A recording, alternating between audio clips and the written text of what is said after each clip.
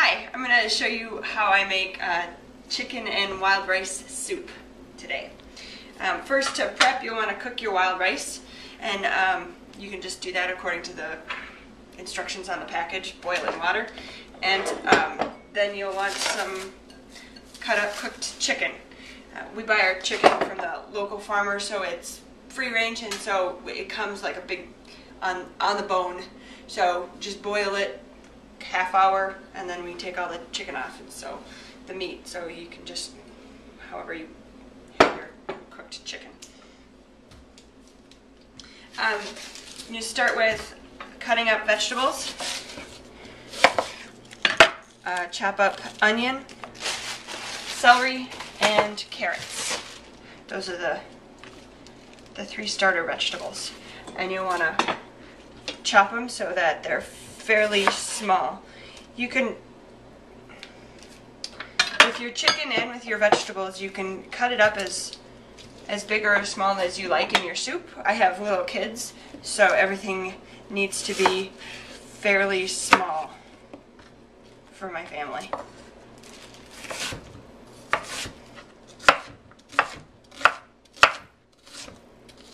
So it's about half of a cup of chopped onion.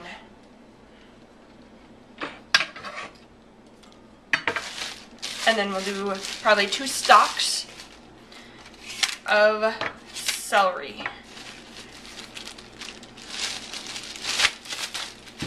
Make sure you wash everything.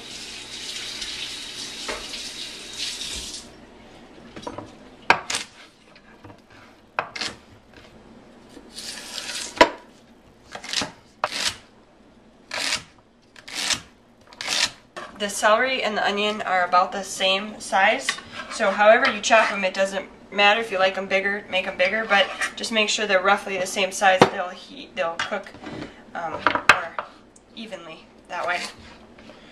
And then about 4 little carrots,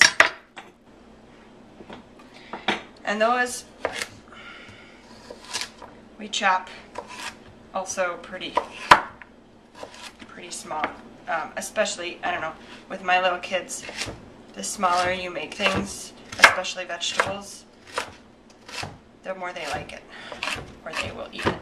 What needs to get sauteed? We still have the mushrooms, but they take less time to cook, so while this is cooking, we will come cut the mushrooms. So you need butter, garlic, and your vegetables. You're just going to saute about 2 tablespoons of butter. Turn it on about 5 or 6. And like a teaspoon or so of garlic. Once that heats up, we'll add the vegetables to it. Saute it.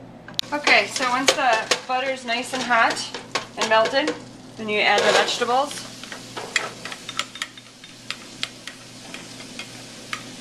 And you're going to let them saute in the butter for a minute or so while you cut the mushrooms up. Mushrooms are just going to be added right to that pot. They just take slightly less time to cook. We use Baby Bella, portobello mushrooms, but you can use any kind if you like the white mushrooms, or if you are like lots of people and don't like mushrooms, you can leave this part out too.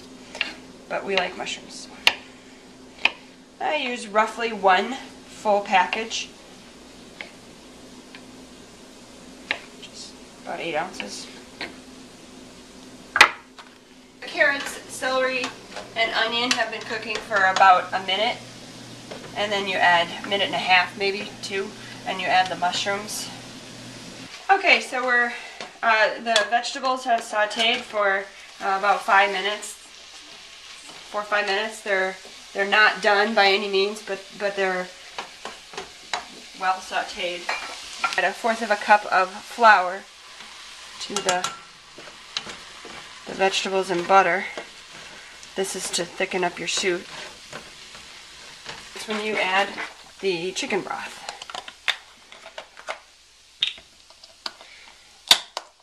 And you are adding roughly 4 cups of chicken broth. Heat it up slowly essentially bring it to a boil. It needs to boil 1 minute in order for it to get thick. Or stirring it constantly until it boils. And boiling now for about a minute, and you can see that it's not super thick or anything, but it's just a little thicker than it was, thickened up a little bit. It's got that kind of cloudy-ish color. And now I'm going to add the secret ingredient, and that is the puree. We puree vegetables that generally my family does not eat or does not like to eat. So zucchini and squash tend to be the, we don't like zucchini and squash. So we just boil them up and put them in the food processor, puree them, freeze them in 1 cup mixtures, and we add them to dishes like this where you will never know. So you can see that it is boiling, and you just add the puree right in there. When you use a puree, they will never detect the flavor. This will not taste or add anything to the taste or the flavor of the soup.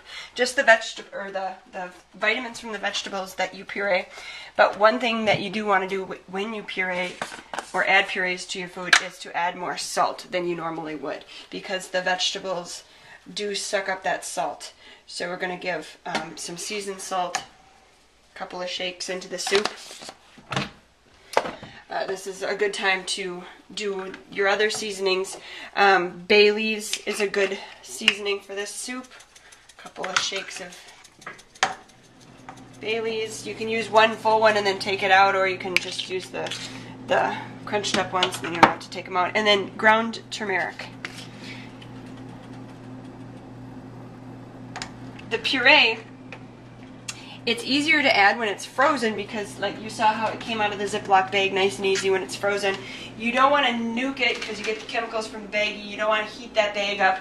And so when you add it, you always add it frozen. So then it takes a while, obviously, to thaw. So now you're just going to simmer that for just until your puree is thawed. Come back then.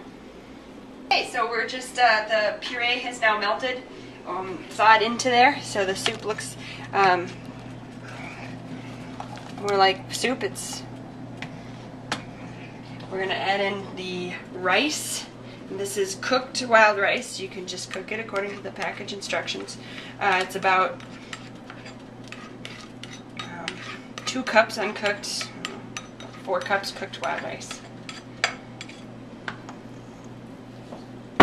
And your chicken. You can use ham too. Some people like ham better. I prefer chicken. And about 2 cups, 1.5 cups of cut up chicken. Again, size is by preference. If you prefer bigger pieces, my kids like smaller pieces. And then we're going to add a little bit of sherry cooking wine, a couple tablespoons, and to finish it off with cream and cheese. It's about a cup and a half of half and half. I use just slightly less than that, so we can have some for our coffee in the morning as a treat. But you can use the whole thing if you like. Just some mild cheddar cheese. About a cup of mild cheddar cheese.